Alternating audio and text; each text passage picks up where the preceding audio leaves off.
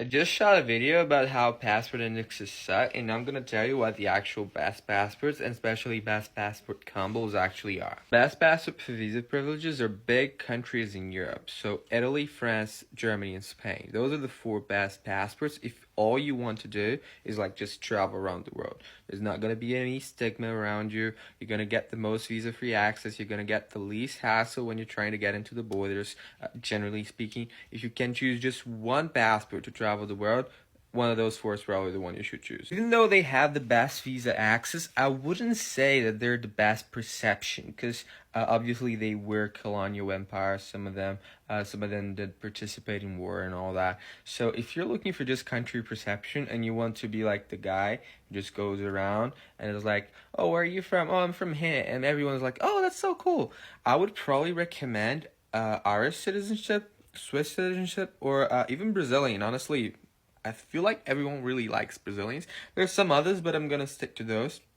Maybe some other Latin American countries with good visa access, like Chile, for example. They seem to be pretty chill. New Zealand, Canada. But yeah, I'm gonna stick to those three. Third off, the best passport for freedom of movement in the entire world is Ireland. Not any EU country, Ireland specifically. Because as an Irish citizen, you still have the right to live in the UK. Whereas an EU citizen of any other country, you cannot go to the UK permanently anymore.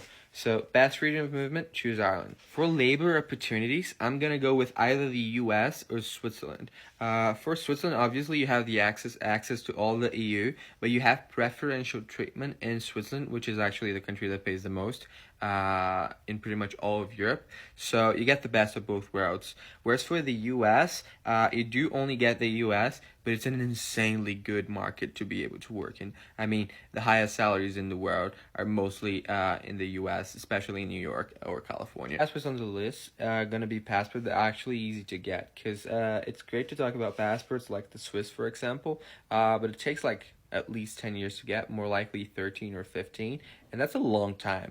So if you're kind of in a hurry and you want to just live somewhere and get a passport, Ireland is very interesting for that. It's only 5 years and you don't even have to speak English. For Sweden, that's also true. You don't have to speak Swedish, and it's only 5 years, so that's fairly easy as well. Australia, you do have to speak English, and it's only 4 years, so it's probably one of the easiest one, at least developed countries.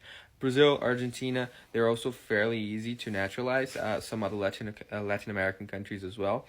And then by descent, so if you have Italian blood, if you have Irish blood, it's very easy to get a passport as well. I've heard Poland and Hungary as well, but I don't actually know people who acquired it. Whereas like for me personally, I have Italian descent, and I got an Italian passport in 2 months, like literally in 2 months. So certainly the best thing about passports is not individual passports, but the fact that you can actually combine them and make a passport combo, which is obviously better than one individual passport. So those are the most interesting combos in my opinion. First off, you're going to want to have a passport from the EU or an associate state like Switzerland, Norway, and Iceland, because it's going to allow you obviously all of the EU. It's going to guarantee you all of that as long as the EU lasts at least. And obviously Ireland is a little bit better because it gets you the UK too, and Switzerland is also a little bit better because it gets you preferential treatment in Switzerland.